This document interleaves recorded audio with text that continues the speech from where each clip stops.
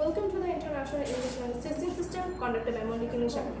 This is Major Misania, today I'm your examiner. The examiner code is S22023077 and the candidate code is S32024035. Okay, good afternoon. Good afternoon. How do you do? I'm fine. What about you? I'm doing pretty good too. The test is divided into 3 parts. Before starting the main part, I will ask you some personal questions about yourself. Are you ready? Yes, I'm ready. Before that, can you please show me your identification card? Sure. Yes. Can you please tell me your full name? My name is Sasni Sharin Pushpita. You can call me Pushpita. Okay, Pushpita. What is your favorite color? My favorite color is pink. And what do you like to do in your free time? I usually like painting and listening to music in my free time. Okay, now let's move on to the main part. In this part, I will ask you some questions about friends. Are you ready? Yes, I'm ready. Okay. Are your friends mostly your age or different ages? Most of my friends are contemporary to me in terms of their age. I have few friends who are senior to me, and I can remember having 2 or 3 friends who are younger than I am.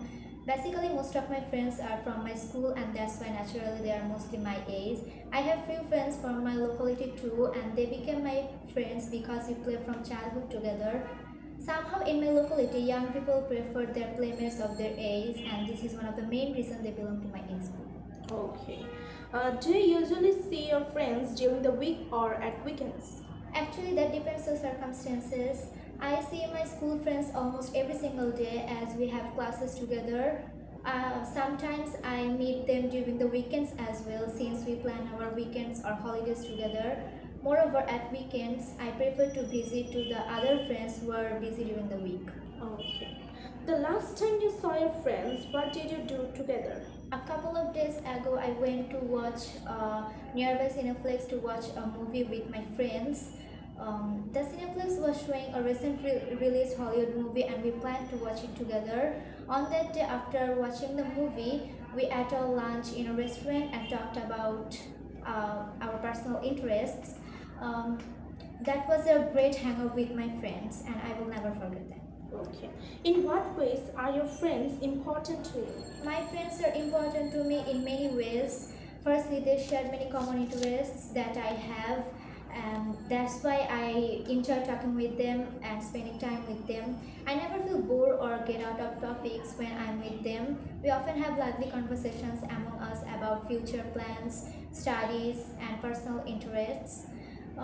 They are very good friend of mine, as they have often extended their helping hands in my precious time. My friends plan activities that I find exciting and thrilling. They also share their class notes and study materials with me, and that's quite helpful for my studies. In fact, friends are the person with whom we can share everything, and my friends listen to my thoughts very attentively. That's why they have a special place in my life. Okay, that was the end of part 1. Now let's move on part 2. In this part, I will give you a topic. You have to talk about the topic for 1 to 2 minutes. You have 1 minute to think about what you are going to say. You can take some notes if you wish. There's a cue card, paper, and a pen.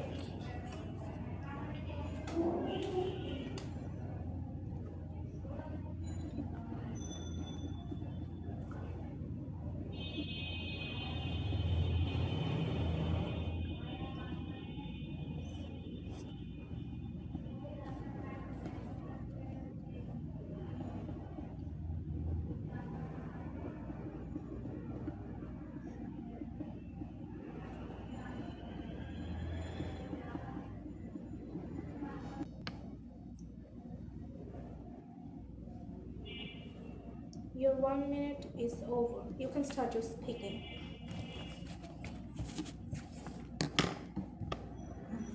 Being a Bangladeshi, I take my pride in many of the historical heritage of my country, including a number of historical places which has carried a rich and eventful past of my country for centuries. Today, I would like to talk about one such historical place called as Panam City. Panam City sits in the city of Sonargaon, located about 29 kilometers north of the capital Dhaka, covering an area of almost 20 kilometers.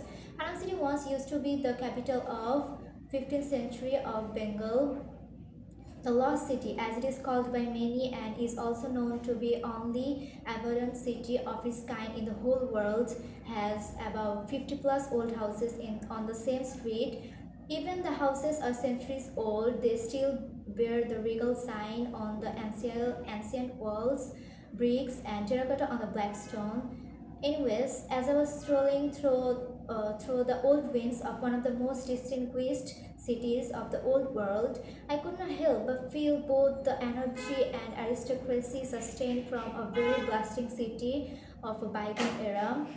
Besides medieval houses and monuments, under the sunny weather looked like they had a lot of stories to share with us.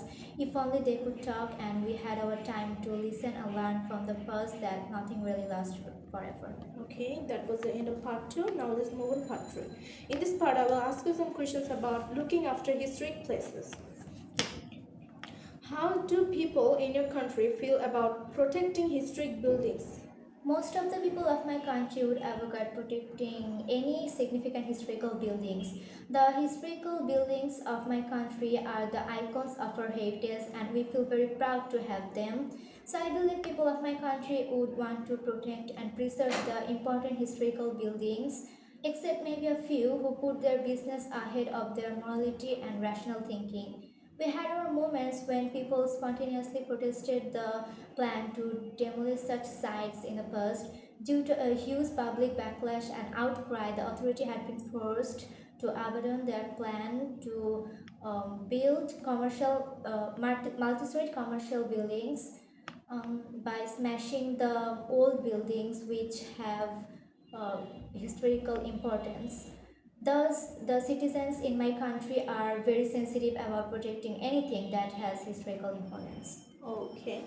Do you think an area can benefit from having an interesting historic place locally? And an impressive historical place encourages national and international tourists to travel to this area, and in this term of tourism and economic development is very important. Local people get many benefits from a renowned tourist spot, including employment opportunity, better exposure of their culture and custom to the world, and finally they get very many development works in their area since the government invests promoting the area. Apart from that, having a historical place in an area is a matter of pride, and people of such area can easily describe their hometown or locality to the people of the other parts of the country. Okay. What do you think will happen to historic places or buildings in the future? I think the prominent and the popular historical buildings and places which are famous among the national and international tourists would survive, and the government would try to protect and preserve them. Because of their economic and historical importance. Besides, many other historical places which are the part of the national pride would also continue to exist as they are known throughout the country, and the government would take care of such places. Um, However, there are many historical places which are less popular, and I think such historical places and buildings might face catastrophic destiny in a distant future, as the population of our country is increasing rapidly. The necessity would appear to diminish such buildings and to establish new multi-storied buildings. I think such less important buildings and places would cease to exist when the generation of the time would give less priority to their past heritage than their present necessity. Okay, that was the end of part 3, also the end of the main test.